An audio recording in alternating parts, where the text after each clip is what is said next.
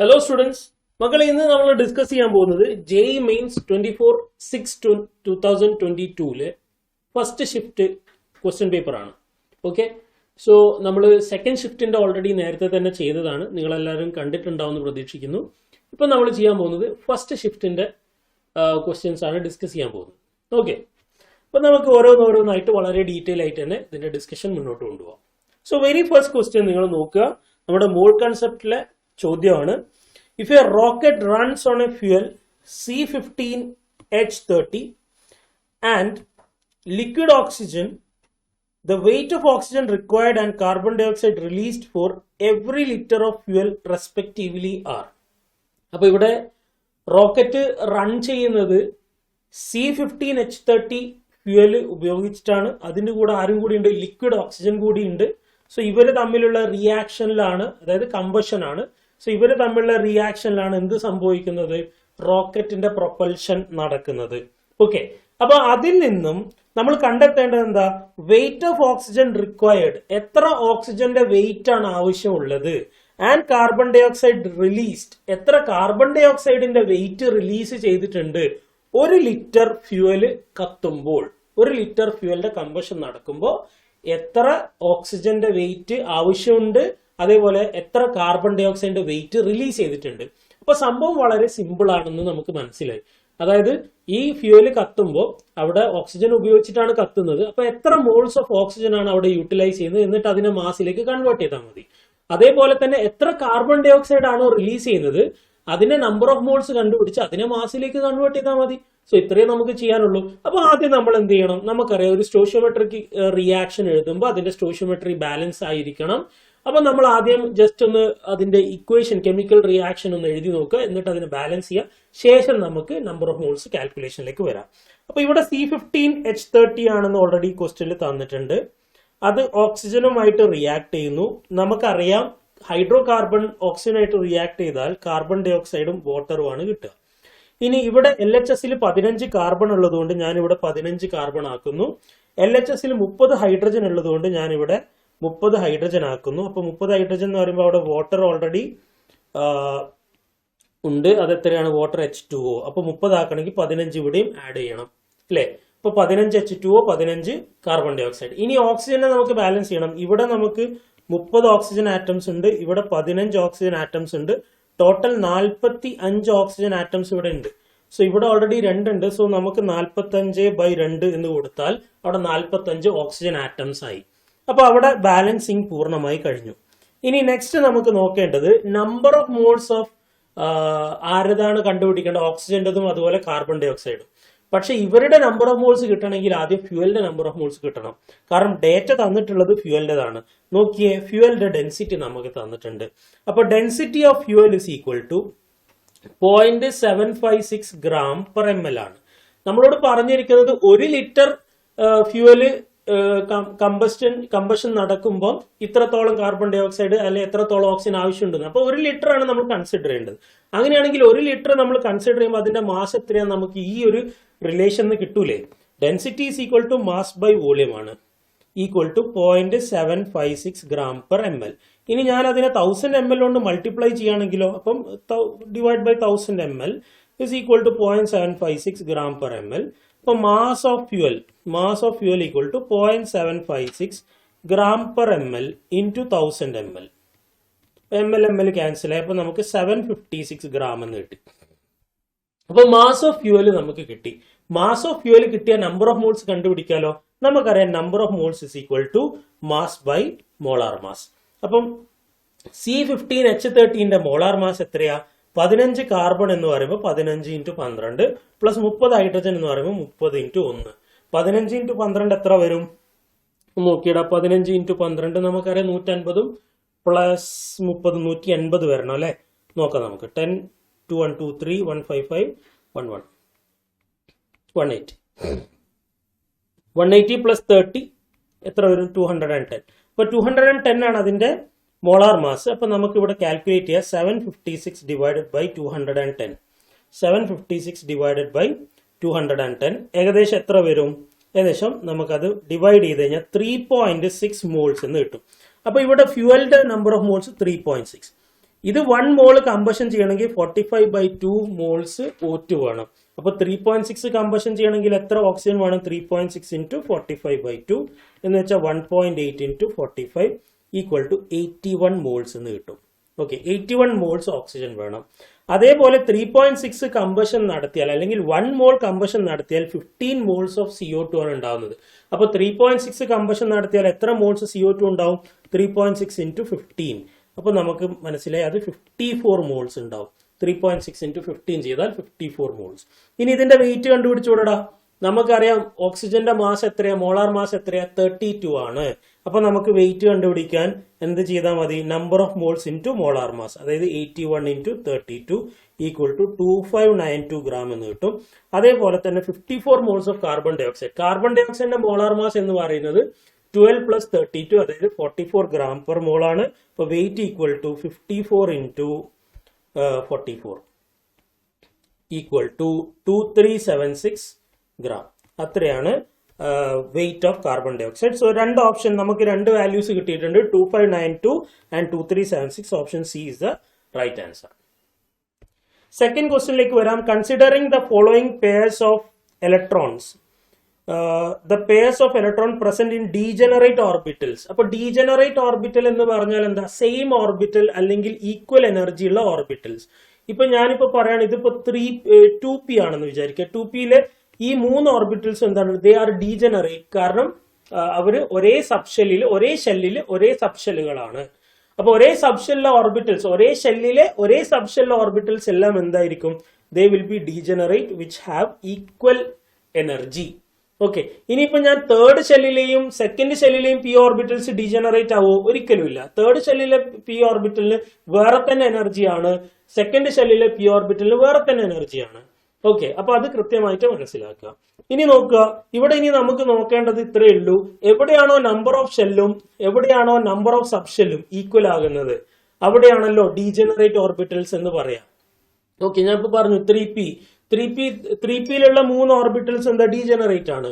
2pയിലുള്ള ഓർബിറ്റലും 3pയിലുള്ള ഓർബിറ്റലും degenerate ആണോ? അല്ല.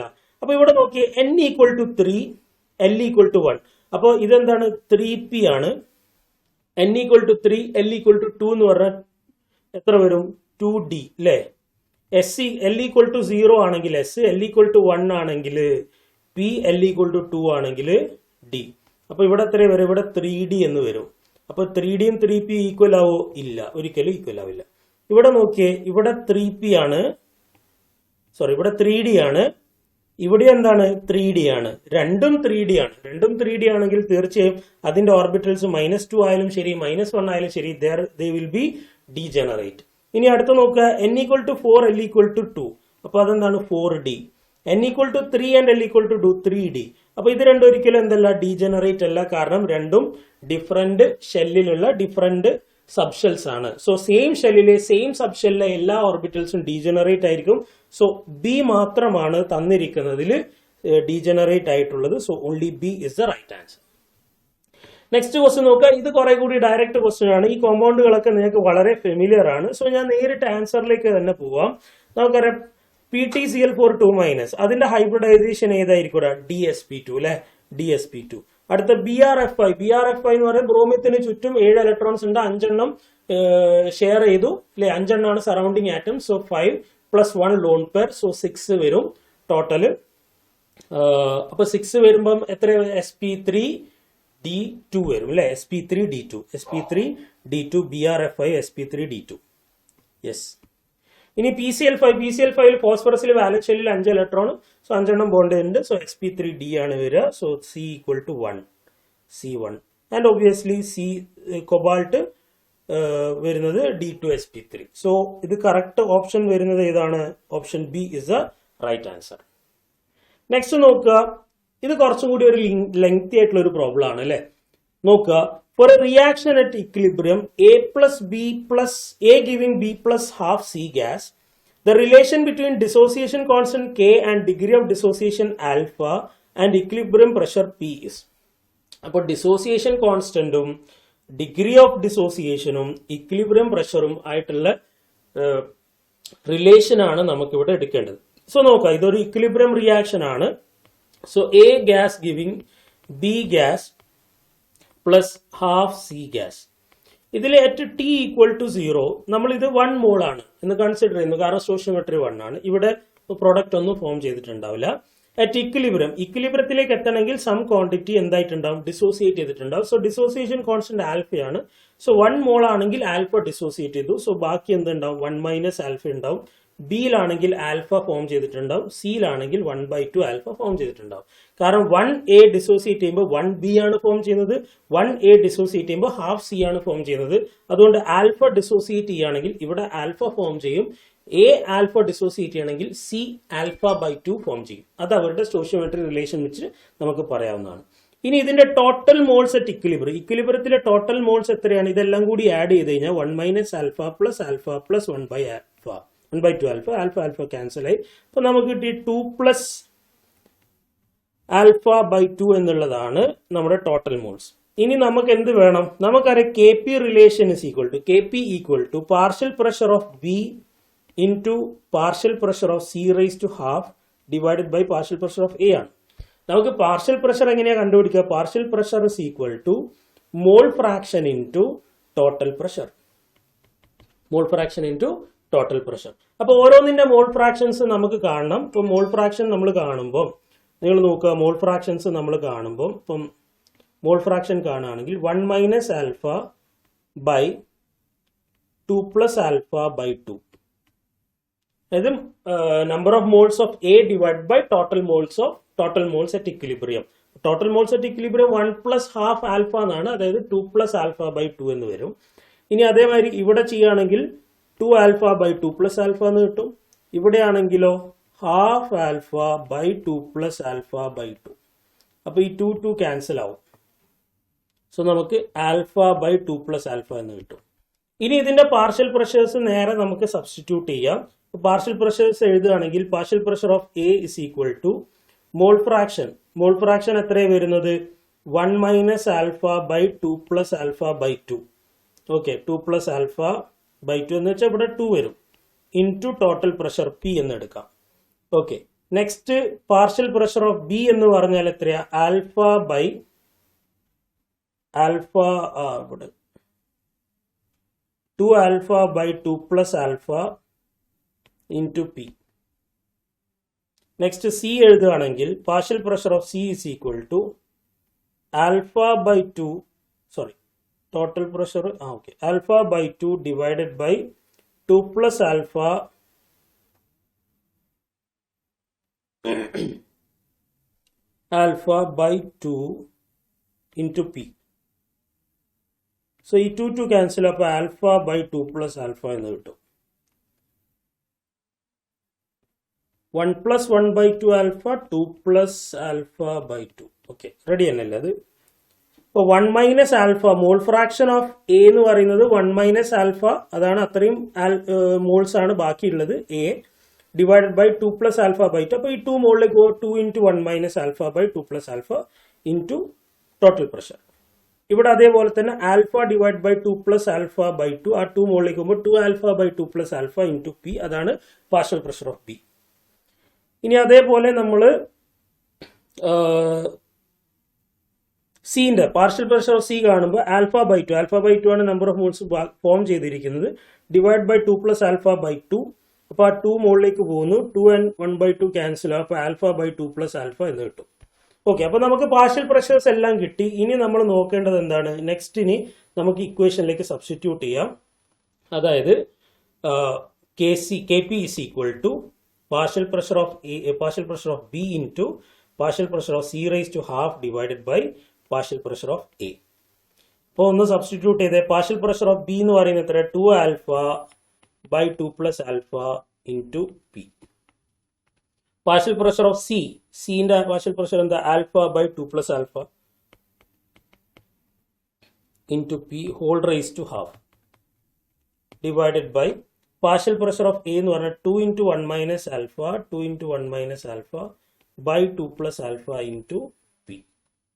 Okay, so P നമുക്ക് ഇവിടെ ക്യാൻസൽ ചെയ്യാം. 2 പ്ലസ് ആൽഫ ഇവിടെ ക്യാൻസൽ ചെയ്യാം. സോ അതേപോലെ ഇവിടെ 2 ക്യാൻസൽ ചെയ്യാം. So alpha into alpha raise to 1/2 by 2 plus alpha raised to 1 by 2 into p raised to half by 1 minus alpha. അപ്പോൾ എന്താ വരിക നമുക്ക് ഇവിടെ ആൽഫ ഹാഫ് ഇൻറ്റു ആൽഫ എന്ന് പറഞ്ഞാൽ ആൽഫ റേസ് ടു 3 by 2 ആണ്. അപ്പോൾ alpha 3 by 2 into P raise to 1 by 2 1 minus alpha into 2 plus alpha raise to half. ഇതാണ് കെ പിയുടെ റിലേഷൻ വരുന്നത്. സോ ഇത് നോക്കിക്കഴിഞ്ഞാൽ ഏതാണ് ഓപ്ഷൻ വരിക? K P equal to alpha raise to 3 by 2 P raise to 1 by 2 2 plus alpha raise to 1 by 2 1 minus alpha. Option B is the right answer. കുറച്ചൊരു lengthy problem ആണ്. Right, next ക്വസ്റ്റ്യനിലേക്ക് വരാം. Given below are two statements. Statement 1 എന്താ? Emulsions of oil in water are unstable and sometimes they separate into 2 layers on standing. അത് വളരെ correct ആണ് അല്ലെ.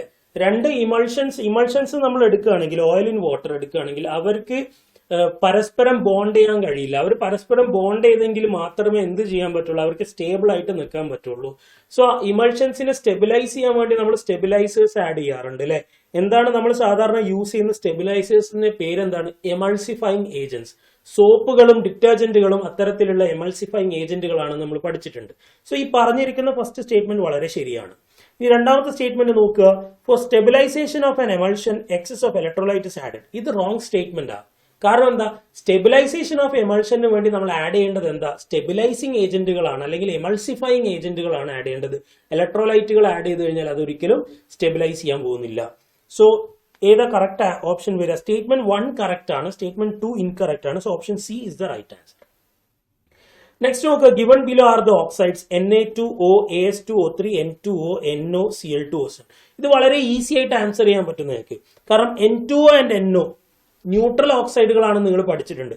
Cl2O7 non metal ഉണ്ടാക്കുന്ന ഓക്സൈഡുകൾ അസിഡിക് ആണെന്ന് നമ്മൾ പഠിച്ചിട്ടുണ്ട്.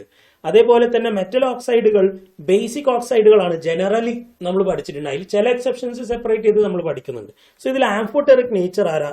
ആർസനിക് ആണ്. ആർസനിക് ഓക്സൈഡ് ആണ് ആംഫോടെറിക് വരുന്നത്.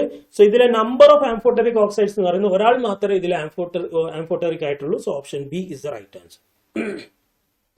നെക്സ്റ്റ് നോക്കുക. ഡയറക്റ്റ് ക്വസ്റ്റ്യൻ ആണ്. സോ ഈസി ആയിട്ട് നിങ്ങൾക്ക് ഇത് ചെയ്യാൻ പറ്റും. സ്പാലറൈറ്റ് എന്ന് പറയുന്നത് ZnS ആണ്. കലാമിൻ എന്ന് പറയുന്നത് ZnCO3 ആണ്. ഗലേന PbS ആണ്. സിഡറൈറ്റ് FeCO3 ആണ്. So option A is the right answer.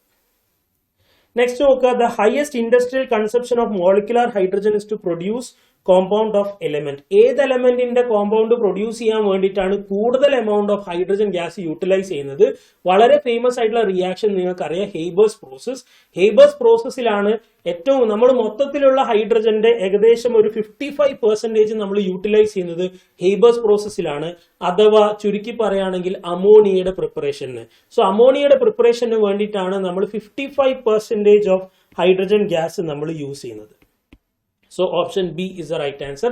നൈട്രജന്റെ കോമ്പൗണ്ട് ആണ് അമോണിയ എന്നുള്ളത്. നെക്സ്റ്റ് ക്വസ്റ്റ്യൻ നോക്കുക. Which of the following statements are correct? മക്കളെ ഇതൊക്കെ NCERT എന്നുള്ള ഡയറക്റ്റ് ക്വസ്റ്റ്യൻസ് ആണ്. ഈസിലി നിങ്ങൾക്ക് ആൻസർ ചെയ്യാൻ പറ്റും. Both LiCl and MgCl2 are soluble in ethanol. Ethanol ഒരു പോളാർ സോൾവെന്റ് ആണ്. അതുകൊണ്ട് തന്നെ ഈ രണ്ട് സോൾട്ടുകളെയും എന്ത് ചെയ്യും? അതിൽ ഡിസോൾവ് ചെയ്യും, സോളിബിൾ ആണ്. Okay. Oxides of Li2O and MgO combine with excess of oxygen to give superoxide. MgO ഒരിക്കലും സൂപ്പർ ഓക്സൈഡ് തരില്ല. Li2O ഒരിക്കലും സൂപ്പർ ഓക്സൈഡ് തരില്ല. കാരണം അവർക്ക് O2- അയോണുകളെ ഹോൾഡ് ചെയ്യാനുള്ള പോളറൈസിംഗ് പവർ അല്ലെങ്കിൽ ഹോൾഡിംഗ് കപ്പാസിറ്റി അവർക്ക് ഉള്ളത് കൊണ്ട് അവർ ഒരിക്കലും സൂപ്പർ ഓക്സൈഡ്സ് ഫോം ചെയ്യില്ല. പൊട്ടാസ്യം, റുബേഡിയം, സീഷ്യം ഇവർക്ക് 3 പേർക്കുമാണ് പോളറൈസിംഗ് പവർ കുറവുള്ളത് അല്ലെങ്കിൽ O2- അയോണിനെ ഹോൾഡ് ചെയ്യാനുള്ള കപ്പാസിറ്റി ഇല്ലാത്തത്. അതുകൊണ്ടാണ് അവർ സൂപ്പർ ഓക്സൈഡ്സ് ഫോം ചെയ്യുന്നത്. സെക്കൻഡ് ഗ്രൂപ്പ് മെറ്റലുകൾ ഒന്നും തന്നെ സൂപ്പർ ഓക്സൈഡുകൾ ഫോം ചെയ്യുന്നില്ല എന്നുള്ളത് നമുക്ക് അറിയാവുന്ന ഒരു വസ്തുതയാണ്. സോ ഇത് റോങ് സ്റ്റേറ്റ്മെന്റ് ആണ്. LiF is less soluble in water than other alkali metal fluorides. ഇത് കറക്റ്റ് സ്റ്റേറ്റ്മെന്റ് ആണ്. കാരണം ലിത്യവും ഫ്ലൂറിനും ഓൾമോസ്റ്റ് ലിത്യം പ്ലസും F- ഓൾമോസ്റ്റ് സെയിം സൈസുകളാണ്. അതുകൊണ്ട് തന്നെ they have a stronger attraction. That means lattice enthalpy വളരെ കൂടുതലാണ്. അപ്പോൾ lattice enthalpy when greater than hydration enthalpy, hydration എൻതാൽപ്പിയേക്കാൾ ഗ്രേറ്റർ ആണ് ലാറ്റിസ് എൻതാൽപ്പി എങ്കിൽ അവിടെ സോളിബിലിറ്റി കുറയും അല്ലെങ്കിൽ അവർ സോളിബിൾ ആവില്ല. Li2O is more soluble in water than other alkali metal oxides. It's a wrong statement. Li2O കേസിൽ അത് ഒരിക്കലും തന്നെ മറ്റ് മെറ്റൽ ഓക്സൈഡുകളെക്കാൾ സോളിബിൾ അല്ല. ഓക്കെ, കാരണം Li2O is less soluble ആണ്, ഇറ്റ് ഇസ് ലെസ് സോളിബിൾ. അപ്പൊ ഇതിൽ കറക്റ്റ് ഓപ്ഷൻസ് ഏതൊക്കെയാണ്, സ്റ്റേറ്റ്മെന്റ്സ്, കറക്റ്റ് ആയിട്ടുള്ള സ്റ്റേറ്റ്മെന്റ്സ് ഏതൊക്കെയാ? എയും സിയും ആണ് കറക്റ്റ് ആയിട്ടുള്ള statement. So option A is the right answer. Next നോക്കുക, identify the correct statement for B2H6 from those given below.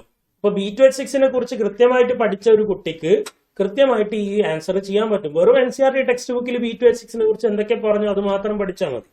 B2H6ലെ എല്ലാ ബോണ്ടുകളും ഇക്വാലന്റ് ആണ്. തെറ്റാണ്. കാരണം നമുക്കറിയാം അവിടെ എന്തുണ്ട്, ബ്രിഡ്ജ് ബോണ്ടിങ് ഉണ്ട്, ബനാന ബോണ്ട് ഉണ്ട്. സോ ബ്രിഡ്ജ് ബോണ്ടിങ് വരുമ്പോൾ ഒരിക്കലും അത് ഇക്വലന്റ് ആവില്ല. ടെർമിനൽ പൊസിഷനിലെ 4 ബോണ്ടുകൾ നാല് BH ബോണ്ടുകൾ ഇക്വലന്റ് ആണ്, പക്ഷെ ബ്രിഡ്ജിംഗിൽ ഇക്വലന്റ് അല്ല എന്ന് നമുക്കറിയാം. In B2H6 there are 4 3 center 2 electron bonds. തെറ്റാണ്. 3 center 2 electron ബോണ്ടുകൾ 2 എണ്ണമേ അതിലുള്ളൂ. ഇതാണ് ആ 2 എണ്ണം അല്ലേ, ഇതാണ് ആ 2 എണ്ണം. ബാക്കിയുള്ളത് 2. ഇതെന്താണ്? ഇത് 2 center 2 electron ബോണ്ട് ആണ്. ഇത് 2 center 2 electron bond. 2 center 2 electron bond ആണ് 4 എണ്ണം ഉള്ളത്. പക്ഷെ 3 center 2 electron ബോണ്ടുകൾ, 3 center 2 electron ബോണ്ട് എത്രണ്ണേ ഉള്ളൂ? 2 എണ്ണമേ ഉള്ളൂ. B2H6 is a Lewis acid. No doubt B2H6 hypovalent കോമ്പൗണ്ടുകളാണ്. ലെസ് നമ്പർ ഓഫ് ഇലക്ട്രോൺസ് മാത്രമേ അതിന്റെ ഒക്ടറ്റിലുള്ളൂ. നിങ്ങൾ BH3യെ കൺസിഡർ ചെയ്യുക. BH3 ഡൈമറൈസ് ചെയ്തിട്ടാണല്ലോ B2H6 ആയി മാറുന്നത്. To attain the stability attain ചെയ്യാൻ വേണ്ടി അയാൾ ഡൈമറൈസ് ചെയ്തിട്ടാണ് എക്സിസ്റ്റ് ചെയ്യുന്നത് നമുക്കറിയാം. അപ്പൊ BH3യിൽ എത്ര ഇലക്ട്രോൺസാണ് വാലൻസ് ഷെല്ലിൽ? 6 ഇലക്ട്രോൺസ് ഉള്ളത്. അതേപോലെ തന്നെയാണ് B2H6ന്റെ കേസിലും. They are hypovalent, so they act as Lewis acid. That's a true statement.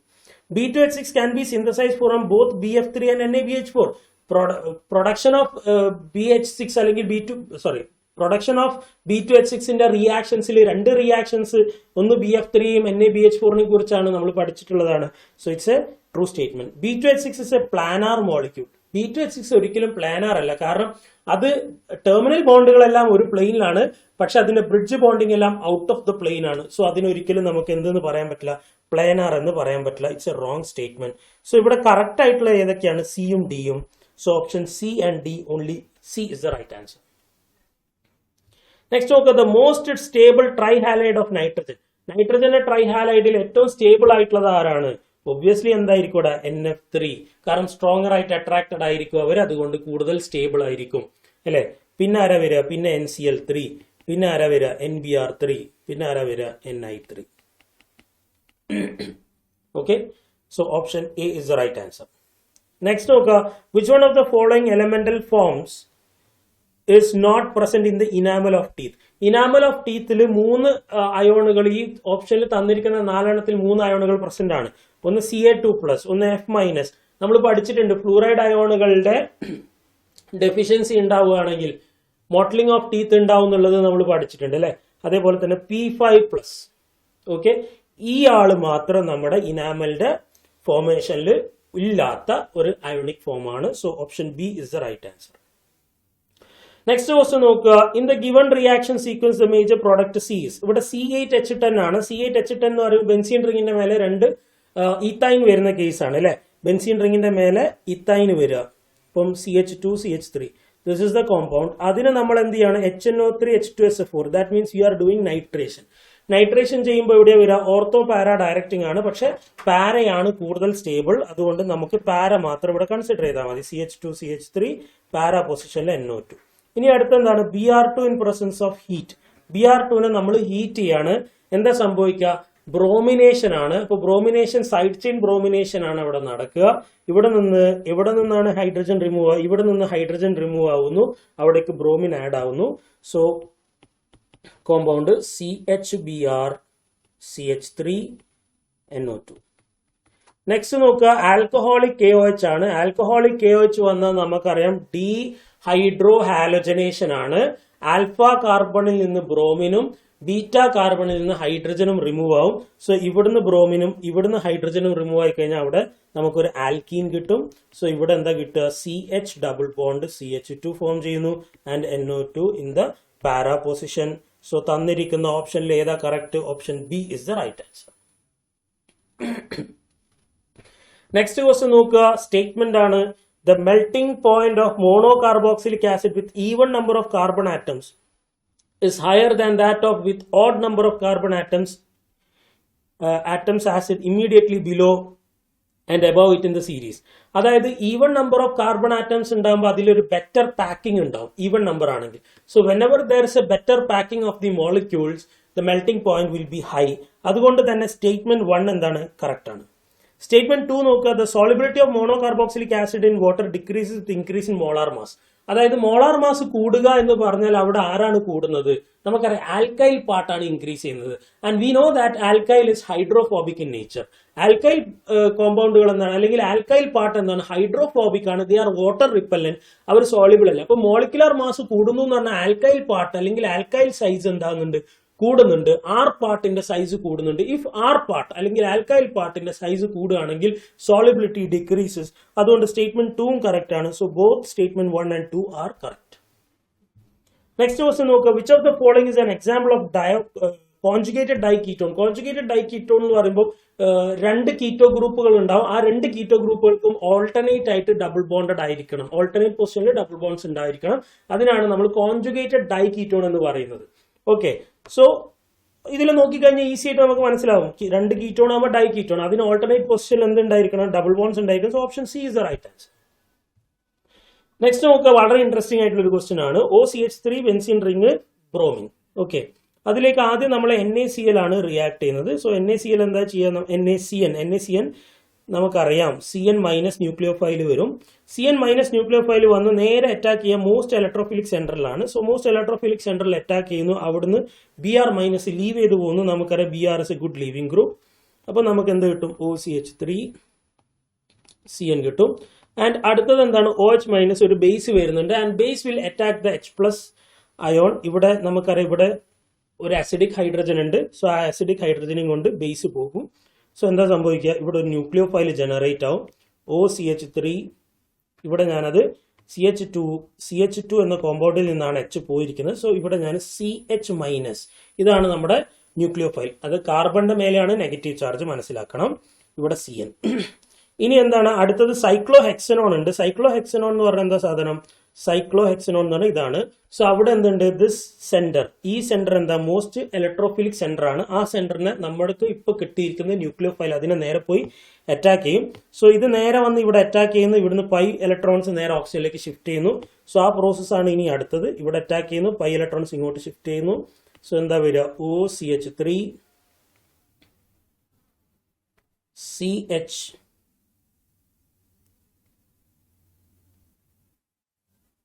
CH. Okay,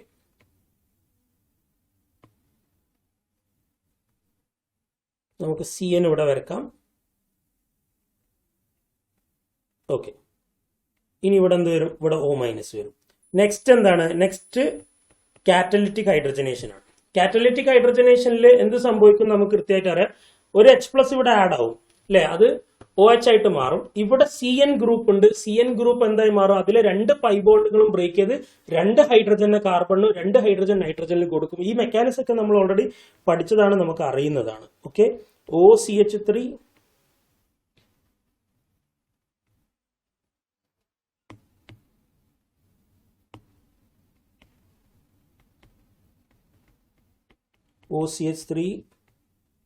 ഇവിടെ നമുക്ക് CH2 NH2 എന്ന് കിട്ടും.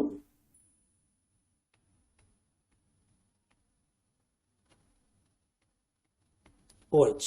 This will be the final compound. ഇതാണ് നമ്മുടെ ഫൈനൽ കോമ്പൗണ്ട് വരിക. സോ കറക്റ്റ് ഓപ്ഷൻ ഏതാ വരുന്നത്, ബി ആണോ? അല്ല, ബിയിൽ ഒരു കാർബൺ കുറവുണ്ട് അല്ലെ. CN ആകുമ്പോൾ CH2 NH2 എന്ന് വരുന്നത്, ഇവിടെ ആകെ NH2 മാത്രമേ ഉള്ളൂ. So option D is the right answer. വളരെ സിമ്പിൾ ആണ്, ജസ്റ്റ് ഒന്ന് പറഞ്ഞു പോവാം. CN മൈനസ് ന്യൂക്ലിയോഫൈൽ വന്നിട്ട് ഇലക്ട്രോഫിലിക് സെന്ററിനെ അറ്റാക്ക് ചെയ്യുന്നു. ഇവിടെ ലീവിംഗ് ഗ്രൂപ്പ് ആയിട്ടുള്ള ബ്രോമിൻ ലീവ് ചെയ്ത് പോകുന്നു. ആൻഡ് അവിടെ CN വരുന്നു. പിന്നെ അടുത്തത് എന്താ, ആക്ഷൻ ഓഫ് എ ബേസ് ആണ്. ബേസ് ആണെങ്കിൽ അവിടെ ആസിഡ് ബേസ് റിയാക്ഷൻ നടക്കും. അസിഡിക് ഹൈഡ്രജൻ ഉണ്ടോ, അസിഡിക് ഹൈഡ്രജനെ പോയി അറ്റാക്ക് ചെയ്യും.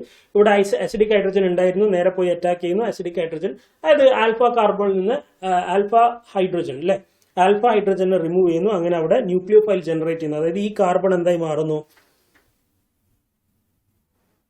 ഈ കാർബൺ എന്തായി മാറുന്നു, ന്യൂക്ലിയോഫൈൽ ആയിട്ട് മാറുന്നു. സോ അത് നേരെ പോയി നെക്സ്റ്റ് കോമ്പൗണ്ട് എന്താ, സൈക്ലോ ഹെക്സനോൺ ആണ്. നേരെ പോയി സൈക്ലോ ഹെക്സനോന്റെ ഇലക്ട്രോഫിലിക് സെന്ററിൽ, ഇതാണ് ഇലക്ട്രോഫിലിക് സെന്ററിൽ പോയി അറ്റാക്ക് ചെയ്യുന്നു. പൈ ഇലക്ട്രോൺസ് നേരെ ഓക്സിജനിലേക്ക് ഷിഫ്റ്റ് ചെയ്യുന്നു. അങ്ങനെ നമുക്ക് ഇങ്ങനെ ഒരു കോമ്പൗണ്ട് ഇന്റർമീഡിയറ്റ് കിട്ടുന്നു. അടുത്തത് നമ്മൾ കാറ്റലിറ്റിക് ഹൈഡ്രജനേഷൻ ആണ്. കാറ്റലിറ്റിക് ഹൈഡ്രജനേഷൻ ആകുമ്പോൾ എവിടെയാണോ ആസിഡ് ബേസ് റിയാക്ഷൻ പോസിബിൾ ആയിട്ടുള്ള ആസിഡ് ബേസ് റിയാക്ഷൻ നടക്കും. അതായത് ഇവിടെ O- ഉണ്ട്, സോ അതിലേക്ക് H+നെ ഡൊണേറ്റ് ചെയ്യുന്നു, അങ്ങനെ OH ആയിട്ട് മാറുന്നു. അതേപോലെ തന്നെ ഇവിടെ എന്തുണ്ട്, C�ट्रिपल-बॉन्ड N ഉണ്ട്, അതിലേക്ക് 2 പൈ ബോണ്ടുകളെയും ബ്രേക്ക് ചെയ്തുകൊണ്ട് 2 സൈഡിലും ഹൈഡ്രജൻ ആഡ് ചെയ്യുന്നു. 4 മോൾസ് ഓഫ് ഹൈഡ്രജൻ ആണ് അവിടെ ആഡ് ചെയ്യുന്നത്. സോ CH2NH2 എന്ന് നമുക്ക് കിട്ടുന്നു. സോ ടോട്ടൽ ഫൈനൽ ആൻസർ ഇതാണ് വന്നിരിക്കുന്ന ഓപ്ഷൻ ഡി. നെക്സ്റ്റ് നോക്കുക, which of the following is an example of polyester. Direct question ആണ്, ഞാൻ ആൻസർ നേരിട്ട് പറഞ്ഞു പോവാണ്. Poly beta hydroxy butyrate, co beta hydroxy valerate. Okay, next question നോക്കുക, a polysaccharide X on boiling with dilute H2SO4 at 393 Kelvin under 2 to 3 atmospheric pressure yields Y. ഇങ്ങനെയൊക്കെ തന്നത് actually നിങ്ങളൊന്ന് confuse ചെയ്യിക്കാൻ വേണ്ടിയിട്ടാണ്. സംഭവം വളരെ സിമ്പിൾ ആണ്. ഇത്രയും കാര്യങ്ങൾ ആക്ച്വലി വായിക്കേണ്ട ആവശ്യമില്ല. X contains beta glycosidic linkages only, അങ്ങനെയാണെങ്കിൽ എക്സ് എന്താണെന്ന ചോദ്യം. അപ്പൊ മറ്റ് സെന്റൻസുകൾ ആക്ച്വലി നിങ്ങളെ സമയം കളയാൻ വേണ്ടി വെച്ചതാണ്. അപ്പം എക്സ് എന്ന് പറയുന്ന കോമ്പൗണ്ട്, ആ എക്സിനെ കുറിച്ചാണ് നമ്മൾ സംസാരിക്കുന്നത്. ആ എക്സിൽ എന്ത് മാത്രമേ ഉള്ളൂ, ബീറ്റ ഗ്ലൈക്കോസിഡിക് ലിങ്കേജസ് മാത്രമേ ഉള്ളൂ. അങ്ങനെയാണെങ്കിൽ എക്സ് എന്താണെന്നാണ് ചോദ്യം. നമുക്കറിയാം ബീറ്റ ഗ്ലൈക്കോസിഡിക് ലിങ്കേജസ് ഉള്ള ഒരേ ഒരു കോമ്പൗണ്ട് എന്ന് പറയുന്നത് സെല്ലുലോസ് ആണ്. So option B is the right answer. Next നോക്കുക, which of the following is not broad spectrum antibiotic. ഇതൊക്കെ NCERT നേരെ അതിൽ നിന്ന് എടുത്തിട്ടുള്ള ചോദ്യമാണ്. സോ ബ്രോഡ് സ്പെക്ട്രം ആന്റിബയോട്ടിക് അല്ലാത്തത് ഏതാണെന്ന ചോദ്യം, പെൻസിലിൻ ജി. പെൻസിലിൻ ജി വളരെ നാരോ സ്പെക്ട്രം ആണ്, വളരെ സ്പെസിഫിക് ആണ് അതിന്റെ ആക്ഷൻ. എല്ലാ മൈക്രോ ഓർഗാനിസത്തെയും അറ്റാക്ക് ചെയ്യാനോ അതിനെ ഹീൽ ചെയ്യാനോ ഒന്നും ആർക്ക് പറ്റില്ല, പെൻസിലിന് പറ്റില്ല. കാരണം പെൻസിലിൻ എന്താ, നാരോ സ്പെക്ട്രം ആണ്. നെക്സ്റ്റ് നോക്കുക, during the qualitative analysis of salt with cation Y2+, addition of reagent X to alkaline solution of the salt gives a bright red precipitate. മക്കളെ, സോൾട്ട് അനാലിസിസിൽ ഇങ്ങനെയുള്ള കളേഴ്സ് നിങ്ങൾ കൃത്യമായിട്ട് പഠിച്ചു വെച്ചിട്ടുണ്ടെങ്കിൽ ഈസി ആയിട്ട് ഇതിന്റെ ആൻസർ കിട്ടും. ഏത് അയോൺ ആണ്, ഏത് കോമ്പൗണ്ട്, ഏത് കാറ്റയോൺ ആയിട്ട് കമ്പൈൻ ചെയ്യുമ്പോഴാണ് നമുക്ക് ബ്രൈറ്റ് റെഡ് പ്രസിപ്പിറ്റേറ്റ് കിട്ടുക എന്നുള്ളത് ഓർത്ത് വെച്ചാൽ വളരെ ഈസി ആയിട്ട് ഇതിന് ആൻസർ ചെയ്യാം. The reagent X and the cation Y2+ present respectively are. മക്കളെ, ഇതാണ് റിയാക്ഷൻ നിക്കൽ 2++ DMG-. ഇത് റിയാക്ട് ചെയ്യുമ്പോൾ നമുക്ക് കിട്ടുന്ന കോംപ്ലക്സ് ഇതാണ്, nickel DMG twice, and this is a precipitate. And ഈ പ്രസിപ്പിറ്റേറ്റിന്റെ കളർ ബ്രൈറ്റ് റെഡ് ആണ്, ബ്രൈറ്റ് റെഡ് PPT ആണ്. സോ ഓപ്ഷൻ ഏതാണ് വരിക, option A is the right answer. Dimethyl glyoxime plus Ni2+ ആണ്.